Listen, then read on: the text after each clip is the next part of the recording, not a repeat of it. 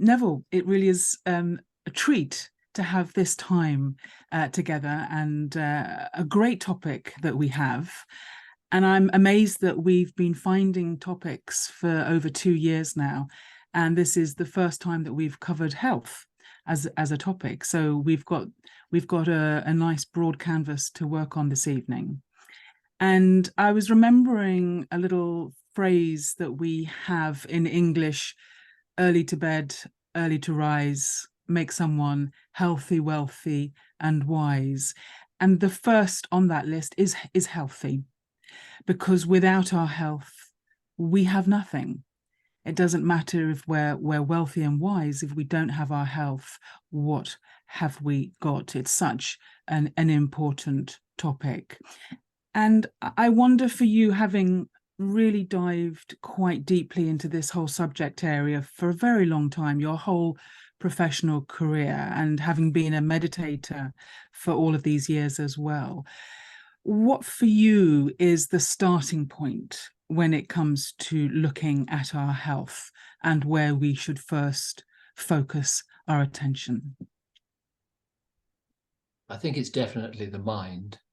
And yes, hello everyone, and thanks for that beautiful video with which the program began. That seemed to say everything, actually. It was very nice. But it's very nice to be crossing the Atlantic like this with Philippa and meeting you. Yeah, I feel it was one of the things that came home to me when I was first working as a medical correspondent in the newspaper world. I had grown up with quite a materialistic outlook. I didn't understand much to do with the mind or the heart in that spiritual sense. But when I was first working as a medical correspondent, I found myself reading all the journals and tuning into the controversies.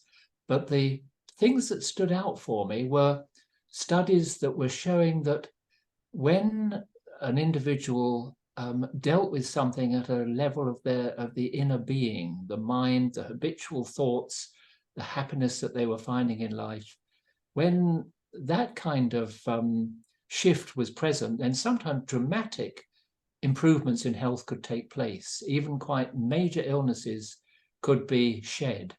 I remember talking to a cardiologist who reckoned that with the kind of help that he offered to his patients at a big teaching hospital in London, many operations could have been avoided and were avoided when they came through the hands of him and his team. He had an occupational therapist, an art therapist, a physio, an exercise specialist, even a Catholic nun.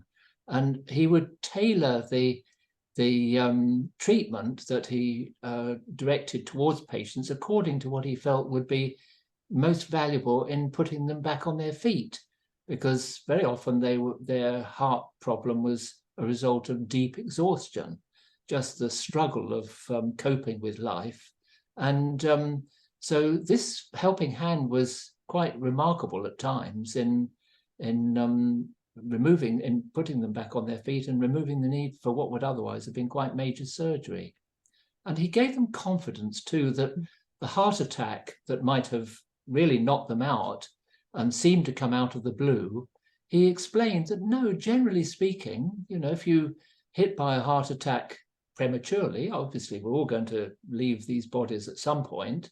Ill health or the wearing out of the body will take place. But if something happens prematurely like that and it seems to come out of the blue, actually, if you look into the dynamics in the person's life, you find that there was a prolonged period of stress and tension that just depleted that individual's resources to the extent that ill health struck. And if it could be understood, if the patient could be helped to understand some of those dynamics, they could come through the episode of ill health stronger than ever. But if they didn't get it and just sort of went for a pill or whatever, then it might continue to get worse. So this was a very important lesson for me quite early on in my career. I mean, I think we can all relate to this to a certain extent.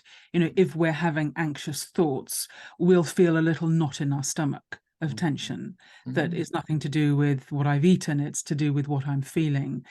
And I like the saying that the body is constantly eavesdropping on the mind. In other words, whatever thoughts we have in our mind, the body is going, oh, okay, let me organize myself around that thought or that belief or that idea. But also the mind is being affected by the body. If the body is going through something, then the mind can be drawn and pulled down with the body. So could you say a little bit more about this intimate relationship between mind and body and what you see as actually going on, possibly even physiologically, to explain that intricate connection? Yes, I was first working as a medical correspondent back in the 1970s, and a lot of studies were coming out of the United States, especially at that time, as instrumentation was becoming more subtle, more refined. The pathways between the brain and the body were being tracked. So you could see that there was a pathway called the pituitary adrenocortical pathway, for example, where the message would go from the pituitary gland at the base of the brain to the adrenal glands to put out adrenaline, or that's on the cortex, or from the adrenal medulla, the heart of the adrenal, it would be more powerful hormones like cortisol. And these were being tracked and connected to different states of being that the patients were experiencing. So the brain-body mechanisms were definitely being pointed out very strongly at that time. But it's another step, and quite a lot of medicine hasn't really taken this step still to think about the mind, because the brain is not the same as the self. There was a wonderful article a few years ago by Rudolph Tanzi, a top US neurologist, written in conjunction with Deepak Chopra, the famous mind-body specialist doctor. And the headline on it was, "Good news, you are not your brain." And it was citing evidence that made it really plain that, yes, of course, our brains affect our consciousness, as you were saying, and you can have a stroke or something like that, and it will certainly affect your functioning and your mind. But the essence of the self that was being pointed to was something, that consciousness was something beyond the brain. Consciousness should be the master, should be the one, consciousness should be the agency that is using the brain and the body to live. But when that's lost sight of, what can happen is that we become more subject to what's happening in the brain and the body, and we feel as if we're being pushed around by the brain and the body. But if you make that shift to understanding yourself at a deeper level, it's as if you can take the reins of your life in your own hands, and actually that can be very liberating. I saw many patients, and I read a lot of books by people like, there was a wonderful book, the medical consequences of loneliness, The Broken Heart, I think the title was. And it made very plain that, there were times when some big loss would happen in our life. It might be of a job that was very important to you, or it might be of an individual that was very important to you. And if your heart was broken by that, then the medical consequences could be long lasting and could damage the rest of your life, or even lead to a premature loss of life. So that was something that I tuned into quite early. And seeing those physical consequences and physiological consequences of what was going on in our heart and mind, that was one of the things that led me to an interest in techniques for taking charge of our thoughts and feelings, including meditation. And I've found my way, fortunately, I found my way into Raja Yoga meditation many, many decades back, and have found that really valuable in gradually understanding better that I don't have to be a victim to external circumstances in the same way that I was earlier in my life, you know, where I'd be pushed around by external events all the time, feeling that I Yeah. remember feeling I was Mm, rather like a pinball on a pinball table, mm, you know, with mm, very little control over what was happening to me. mm. I think a lot of people can feel like that in their lives. Mm, But this is an interesting edge that you came up against in terms of your medical scientific background and then your understanding of the teachings of Raj Yoga, which introduces the idea of the soul, and the relationship between the soul and the body. How how did your understanding change with that understanding of the soul? Because, medical science, yes, has accepted the mind. And, I think most doctors would back you on saying that the mind and the body has this intricate relationship. But when it comes to talking about the soul as something separate from the brain, you can come up against an edge there. How have definitely. you resolved that in your own mind in terms of understanding how health actually originates with the spiritual being rather than anything to do with the physical being? That's the position I've arrived to now, but it was quite a long haul, actually. When I was first introduced to these understandings, they were unfamiliar to me because, you know, I'd grown up with a bit of a distaste for organized religion. I saw it as so often doing things in the name of God, but which were awful, you know, like waging wars and cruelty and suppression of individuals. So I had a rather cynical attitude towards that side of things. I saw science as being something that would give us nice, clean information, you know, measurable and checkable, rather than the sort of wild things that I thought that our hearts could do at times. And so, yes, it was a big. When I first was meditating, I'd feel the beauty of positive vibrations, you could call it. You know, like I'd go into a gathering of meditators and I'd feel that beauty and the nourishment for my own spirit that I would experience. It would uplift me, but it didn't really click in terms of my brain wiring or mentally. That took a long time, and I was helped in that actually by studying science at the frontiers, which more and more has been pointing towards consciousness not only as a product of the brain. Of course, you know, the way my brain is functioning is certainly going to contribute to my consciousness, but that there's something deeper and actually much, much more important in a sense than the consciousness that simply is a product of the brain. There's, as you say, the language of the soul, which used to be commonly understood by people. They might not know exactly what it was, but a few centuries ago, certainly in England, Shakespeare at his time, for example, they're very clear. Everybody acknowledged that there was a soul. The big debate was what happens to you when you die, you know.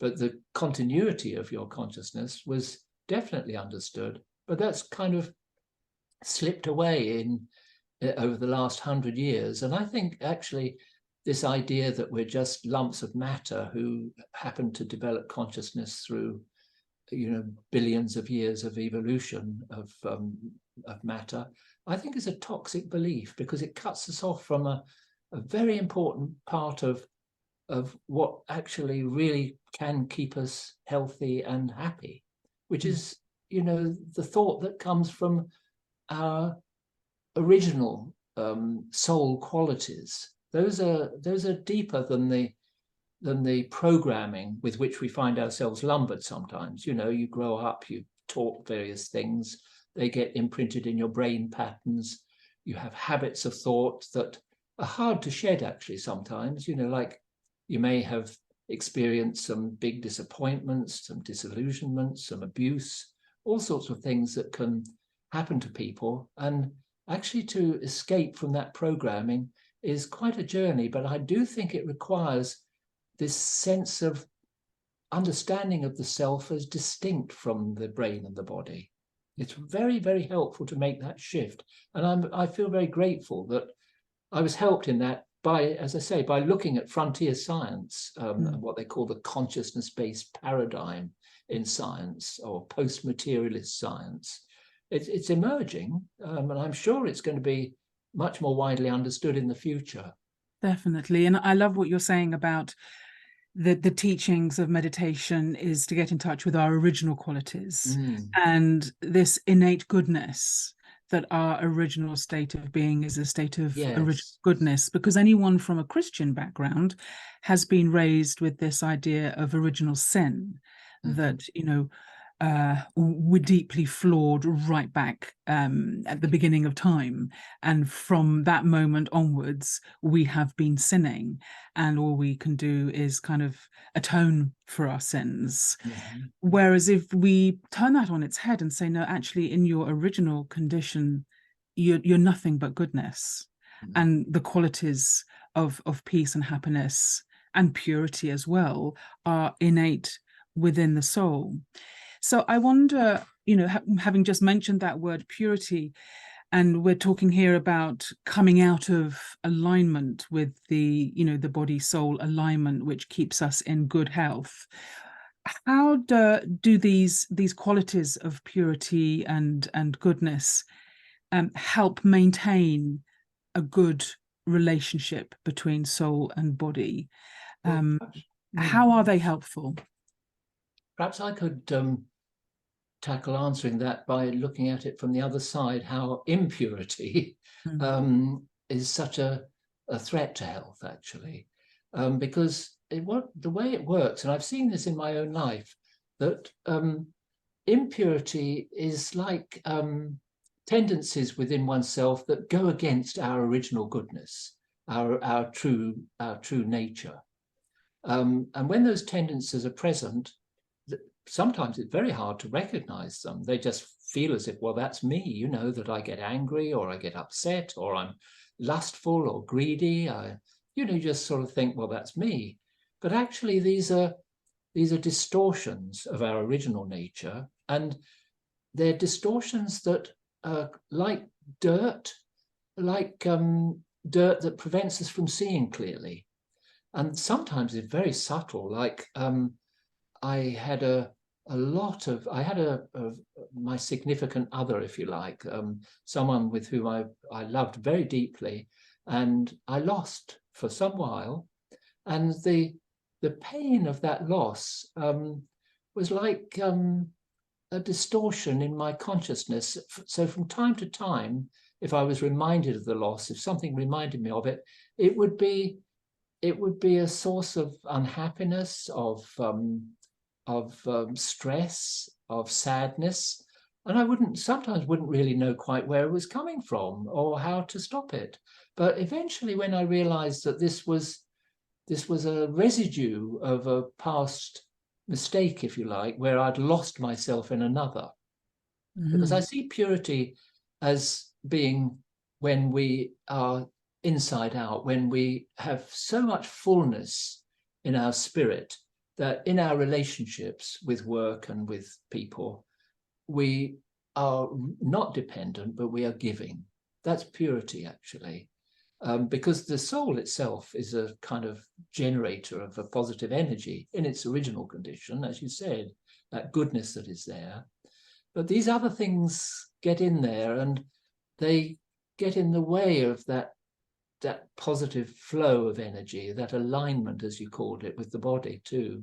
So actually, say there's some sadness in the soul and you don't quite know where it's coming from, but it's arisen from some past mistakes in the way you managed yourself in life, then that sadness, you then try to fill that hollow by eating too much, for example, and you find you can't stop it, or by, you know, watching too many stimulating movies which just wear you out, or various things like that, you know, or by driving yourself beyond safe limits in your work, trying to prove to yourself that you're someone, when you've got that deficit internally arising from the impurities. That's why it's so valuable to put yourself under a microscope with meditation and see without judgment, not passing judgment on the self in a sense of blaming the self, because we're all in this same boat to different degrees, but to look at yourself under the microscope and find out where these negative tendencies are present, and then actually find ways of bypassing them. And that, for me, has been where God comes in. From at one time, as I said, as I indicated, I was really had a very atheistic outlook, but I now understand that there is a beautiful reference point of what is highest in all of us. And it's possible, especially when you learn through meditation practices, to choose positive thoughts and energies, to experience those. That's like opening up like tuning into the BBC that you used to work for. It's putting yourself on the right wavelength to draw power from the divine.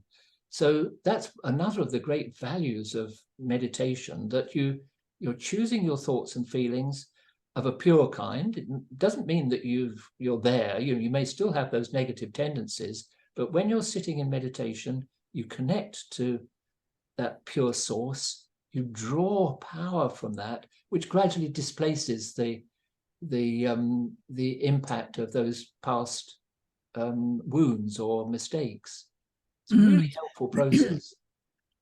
So the connection with that divine source is really the missing link for many people, because that is like the place where you can get the inspiration, the power to change, the insight. You know, it's a whole relationship that can fuel your change. It does. It kind of renews you, and with that fullness, you then start being more of a donor in your circumstances with others. And so if negative things happen, if somebody rejects you or whatever, it's not the same impact on you. Okay, that's their journey, you know, but you just wanted the best for them. And so it doesn't have that same impact as when you feel depleted and someone says something unpleasant, where you feel kind of really hurt by it.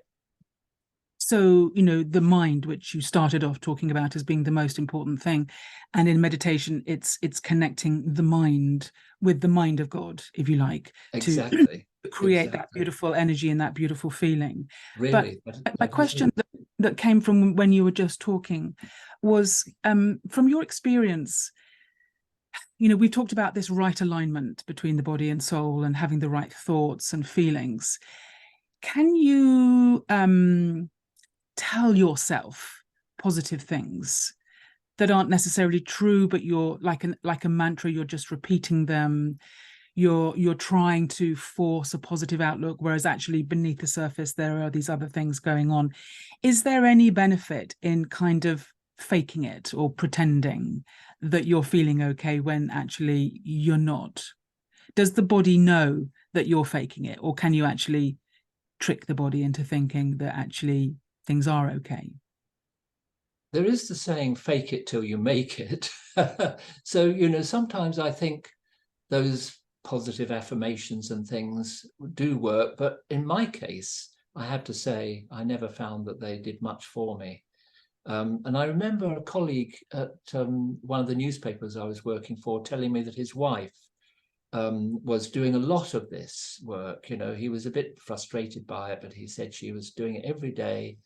In every way, I'm getting better and better. But cancer took her off after a couple of years. And, you know, sometimes it can work, but it's a little bit of a bandage, really, over things rather than the deeper healing that, that brings real health.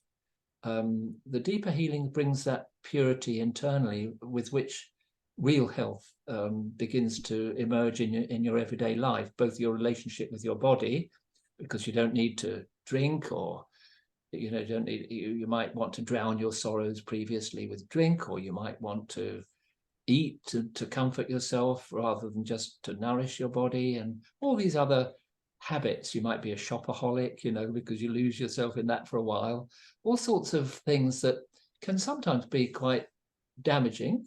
We all got them to different degrees, but sometimes if they get out of hand, they can really be a threat to health. And the hold that those habits have on you is really loosened when you learn to, as you say, to maintain this sense of companionship with a with that beautiful source. That's been one of the most wonderful shifts for me. I would feel that for many years, as was said in the introduction, I've been doing this for some 40 years. And I would say that actually for quite a long time, I wasn't really getting it. And yes, immediately when I started going into gatherings of meditators, immediately the stress levels that were very high when I started eased off. So these things, other people's atmosphere, like might be in a church or a cathedral, you go in there, you have some peace, it helps, definitely. But it's the shift in,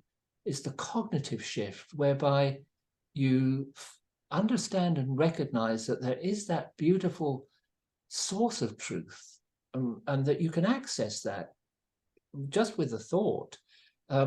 Keep that one as a companion with you. You know, I don't do it nearly enough, but I do know how to do it now, and I do know that that one exists. And so it's after that fell into place that I would say I really started feeling much healthier. And happier. Definitely. Oh, so much happier. Yeah. Because Mm. there's, even in the course of this journey, actually one of the reasons it takes courage to begin to meditate in a realistic way, you know, really look at yourself, because some of what is there is not so nice to face up to. You know, previously you cover it over with, you know, as I say, with a box set or with eating too much, all these various dysfunctional habits. But if you can bring yourself to really look and see what's going on, and without knowing, what helps enormously is what you said right at the start, that we are actually all, I believe, made in the image of that one. We have that goodness as our original nature. These other things are just temporary flaws and distortions, you know, in our consciousness, which we've all been subject to. It's just part of nature that there are certain times when it's like that. So it's okay, but it does still take some courage to work away at this, because there are times when things bubble up inside and you feel upset and unhappy, and you think, well, what progress am I making? But keeping at it, definitely, you know, I've a lot of friends now who've been doing this for a good number of years, and I just see how they're pushing through to new levels of happiness where it's so lovely for others as well that are in contact, even if they're not meditators. There's a lovely little rhyme, I'll tell you. By F. Scott Fitzgerald. I only came across it recently and I love it. It goes, if I remember it correctly, it goes like this. It was only a sunny smile, and little it cost in the giving, but like morning light, it scattered the night and made the day worth living. Isn't that lovely? Isn't that lovely? Isn't that lovely? You know, so if a real smile starts to come up inside you, it scatters the night in yourself, but it also does things for others as well. And I see more and more people, that my friends, just finding this inner happiness now, that is a gift to the world, really. Totally. And I'd love to have a whole program with you talking about that, because it's a beautiful subject and we can go on with that. But I feel like we've really beautifully covered health from the top down in terms of connecting to divine source and bringing that awareness into your physical body. But I'd like to shift it a little bit to a more sort of mundane, practical level, because we are physical, we have physical bodies in a physical world. And I wonder about how to maintain purity of health in such an impure world. When you look at people's lifestyles, you look at the food that we eat, how depleted the food is, because of how depleted the soil is. You look at the amount of medications that people are on for various different things. And, you know, I wonder what's happened to our idea of natural immunity of the body and the body's ability to self-regulate and self-heal, and to sort of bring a sort of an attitude of purity into how you approach maintaining your physical health using physical means. What would you have to say? Any tips on how to use what's available, but in a pure way, to keep the body healthy? Well, I've retired from the newspaper world for some years, but I returned to medical journalism with the advent of COVID, because I saw many mistakes being made in the handling of it. There are various reasons for that, which I won't go into, but it did expose a number of issues related to your question. One of the things is that America, the United States, is an extraordinary example of where you have both really pacemaking understanding, with organic food and how to manage your mind, and good use of supplements to make good the deficiencies, and a lot of really good educational sources for good health.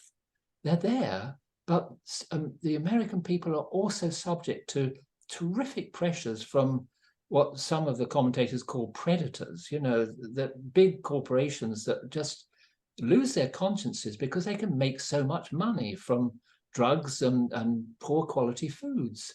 And these are things that you really have to be careful of. Otherwise, you can not realize how your diet is depleted, and therefore you need to eat more because the body somehow knows it hasn't got the minerals and vitamins that it needs. So you eat more, but if it's junk food, then you're going to put on weight, and then carrying that extra weight around is a big burden on the heart and the other organs. And so, you can be on a slippery slide to ill health. That's one aspect. Exercise is another. It's not that we're immune to obesity over here in England. I went on a brief holiday recently with my former wife. We're good pals, Liz Hodgkinson. She's also a writer on health, actually. And we were away for a few days in Cornwall, down in the west of England, where cream teas and big pastries are plentiful. And we saw some really big people, so like they were having to travel around the town we were staying in. There's nothing wrong with them in terms of actual ill health, but quite young people in trolleys, these electrified trolleys to carry themselves around because they're so big. So that's another thing that the more weight you put on, I've probably got some extra on myself, but it's millions of extra cells, body cells, that are having to be managed by your immune system, by your, that monitors for cancers as well as for infections, by your heart and your kidneys and the liver. So all the extra weight is a big threat to health in many ways. And so to learn how to keep your weight down is one of the biggest tips for avoiding a lot of health problems. Many people develop problems with their knees these days and hips, and there are some wonderful operations to help, but it's better to avoid that if you can, and keeping your weight to reasonable limits is definitely one of the ways to keep away from the doctor. Yeah, I did a program once with a top cardiologist who put in a gym in his kind of center for treating heart patients, and the results that he had was just, you couldn't argue with it. People who took on regular exercise, their markers changed so dramatically, and it was a very powerful reminder of the importance of doing exercise. And it is something which, when you're focusing on meditation and things to do with the mind, it's quite easy to see the body as a bit of a kind of thing that has to be dragged around and not really give it that much attention.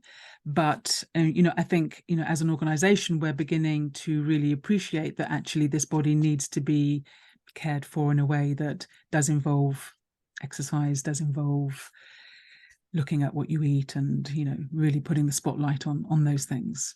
Definitely. And the more you disidentify with the body, the more you can view the body as something that you have to care for, like you might be caring for your family or for your work colleagues. But if you identify too strongly with it, you may be just don't realize that you're putting it under unnecessary stress by eating too much or by not getting enough sleep or exercise. Sleep is important too. One of the things that I'm grateful for is, because there are times when I wake up in the middle of the night, I've got too much on my mind, but I find that to read some text that gives me some spiritual truth is a wonderful way. Just to read that for 20 minutes, it puts some other thoughts in my head, and then I go back to bed and I sleep like a baby, for the rest of the night. These little tips make quite a difference, because it's what you're putting in that the brain is left with, and so your sleep can be sweet if you're going to sleep with some good thoughts about yourself. Whereas if you go to sleep with worries, then you don't get the restorative power of the sleep. I'm just going to say at this point, if anyone has got a question that they would like to ask Neville, he is a fount of knowledge and information, as I'm sure you're gathering by now. Do please put your question in the chat box, and we'll pick that up. But I'd like to ask you, Neville, about somebody who you wrote a book about, Daddy Janki, one of the senior teachers of our organisation, who lived to the age of 104. And she didn't always enjoy good physical health in her life, and yet she kept herself going. What are the main things that you learnt, would you say, from having quite a close relationship with Daddy Janki in terms of our health? She monitored her thoughts and feelings really closely.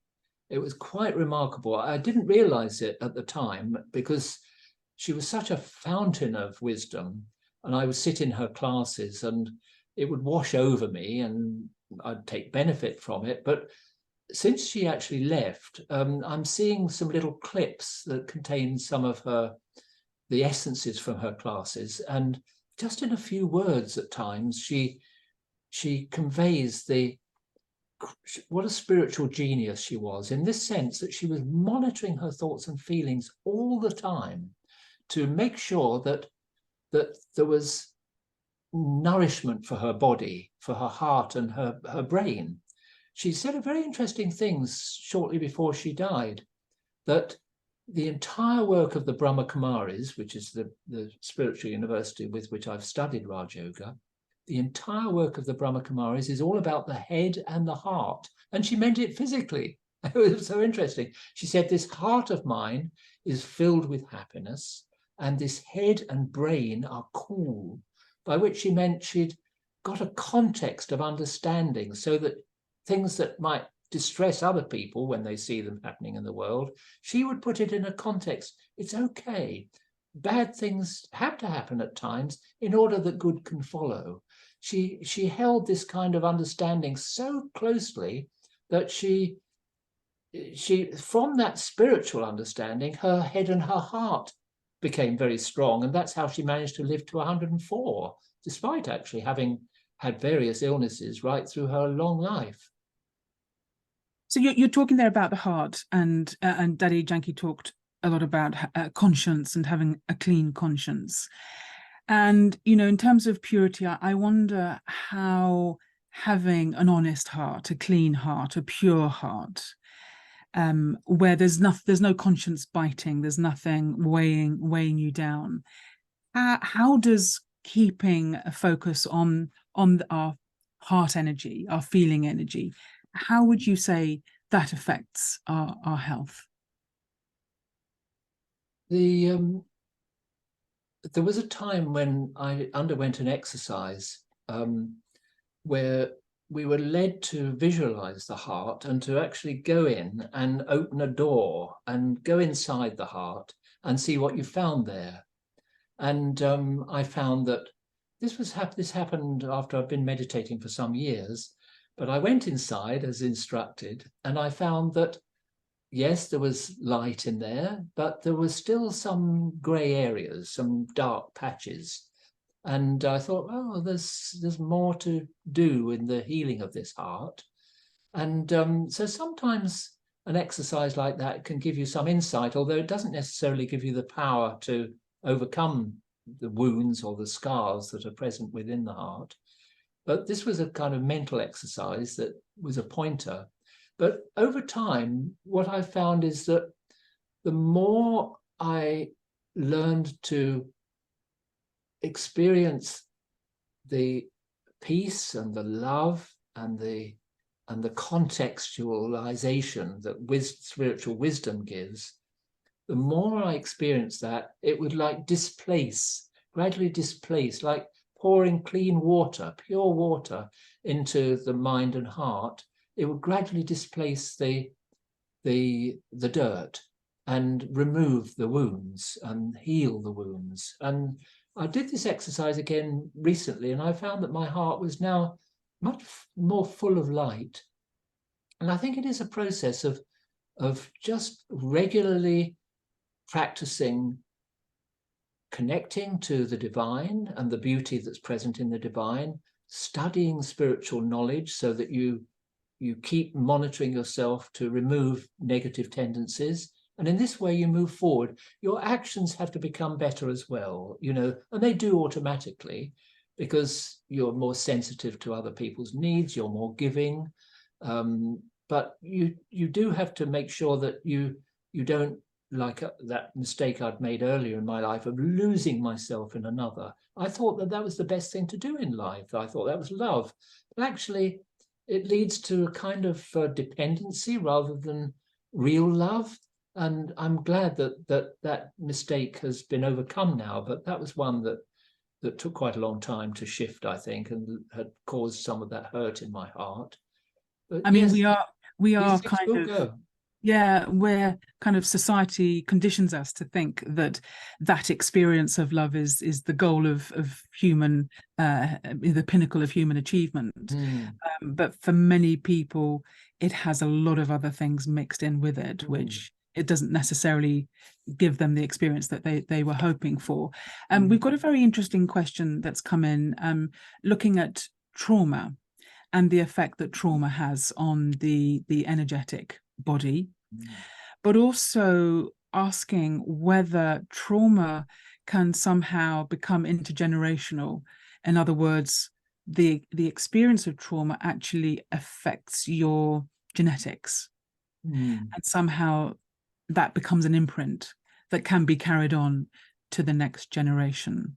So, it becomes intergenerational trauma passed on through genetic inheritance. What would you say to that? Yes, I don't know a lot of that, but I have seen studies to that effect, that certainly the chromosomes and the genes inside our cells are incredibly much more mobile than was previously realized. They multiply up. If there's a need for more of a certain protein, the cell will send a message to other cells, we need more of this, and it'll send the genetic instructions to do that, or it will turn things off, or it will kill cells that are no longer needed. It's an enormously complex business that's going on inside us, and it's run by a deeper level of wisdom than any of our doctors have got at the moment.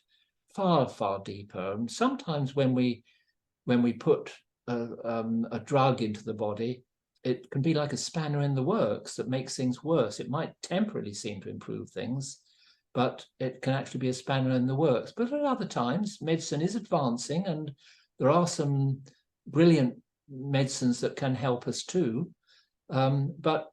Yes, I've certainly seen work that suggests that it can be intergenerational. This was against the dogma of modern biology that your genes were a fixed template and they've just passed on fixed physical characteristics. But no, I do believe that our genes, our genetic inheritance can change according to how we use it, and that can be passed on intergenerationally. I do believe that's the case. But of course, the environment in which a child grows up is also massively important. The example that parents set is so much more important than what they might say. And we all know that, that we learn from example much more than we do from words. Would you say the opposite is true as well, that through meditation, through raising our vibration, our consciousness, our energy, that we're actually having a positive physiological effect on the cells in our body, so that yes. we're literally kind of humming with this radiance that is an actual bodily felt experience? Yes, definitely. It's a beautiful feeling when you really, it's a strange thing, paradoxical, but you're sitting there in a body, you're transcending the consciousness of the body, you connect to that realm of light, which so many of the near-death experience people have described, the bliss and the joy of being beyond the body, but that is actually being experienced through the body, and it has a very healing effect on the body. So you can't, ultimately, mind and body are intimately linked, but the really key shift that needs to be made is not thinking of the body as primary, or even the material world, but understanding that mind is primary. The mind of nature is what is putting on this incredible show. And the mind of nature has massive wisdom. We've had some peacocks wandering around the grounds of a retreat center where I've been living in recent years. And those peacocks are unbelievable creations. They've got this little crown. The male has this incredible spread of beautiful feathers. They have a funny little brown pair of pants, the male, when he does his twirl in front of the female. All of this is absolutely miraculous. And it's not just a genetic inheritance. It's an inheritance that comes from a deeper level than that. It's called The Will to Live, actually, by a famous, or The Will for Life, by a famous German philosopher, Schopenhauer. And it's present in all of us, but one of the interesting things that I've learned from the Brahmakumaris is that, yes, the human species, of course, it's going to propagate itself, as with all animals. But if you allow intimate relationships to become too dominant in your life, that is another means whereby you can lose yourself in another. It's like you become psychically dependent, and that takes another thing that can take some time to free yourself from that. So it's an important aspect of purity and health also. Very interesting. And lovely just to bring in nature as well, the healing power of nature. Really important, because we are so interconnected at all levels.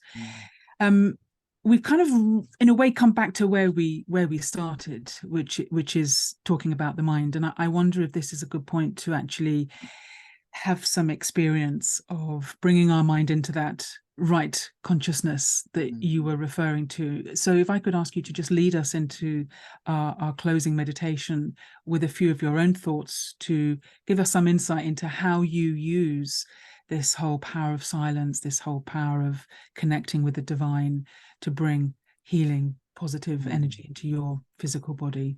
That would be lovely. Thanks, Neville.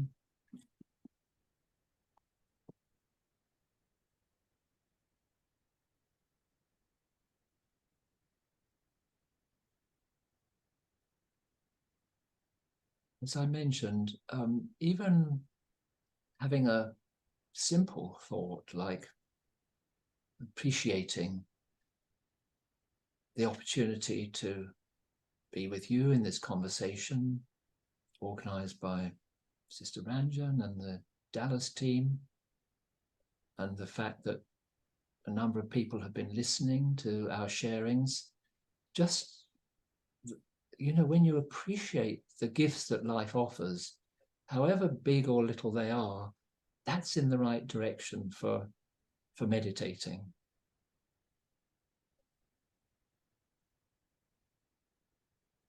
They call it an attitude of gratitude, is part of what puts you on the right wavelength for opening up the channel to the divine. Whereas disturbance internally, like anger or upset or all of those negative emotions, they will block the transmission from the divine.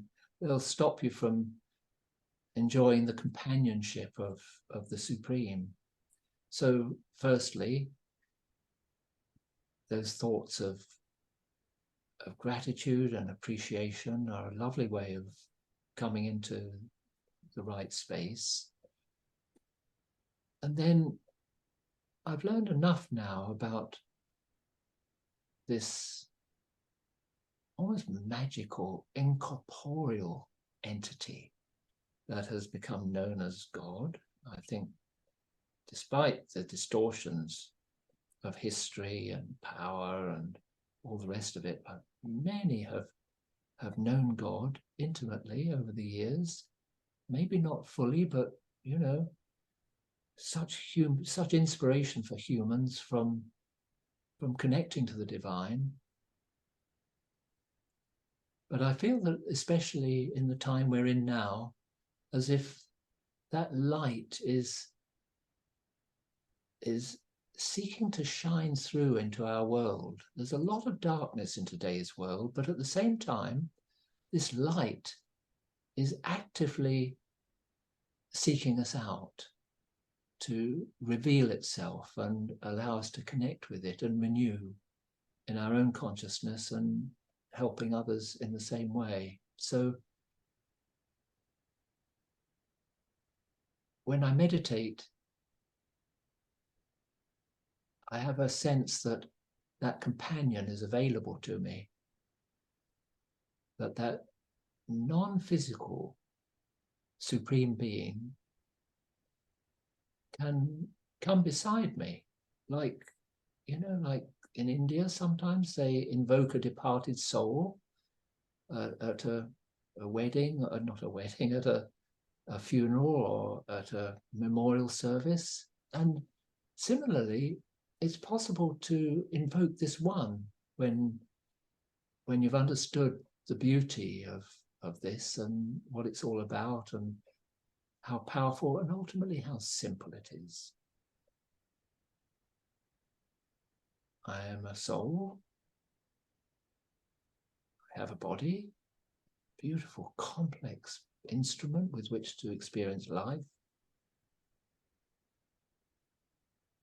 As I sit in this body and think of myself as a soul, a tiny, dimensionless point, I can connect through that point to a dimensionless being that we call the Supreme.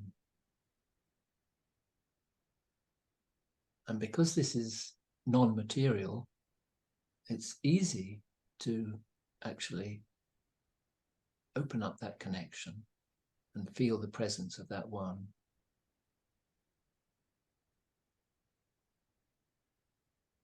Feel the purity in that one. With that purity, the love that comes and the wisdom and the peace. And just simply thinking that way, it rubs off on me and helps to charge the battery of my own well-being.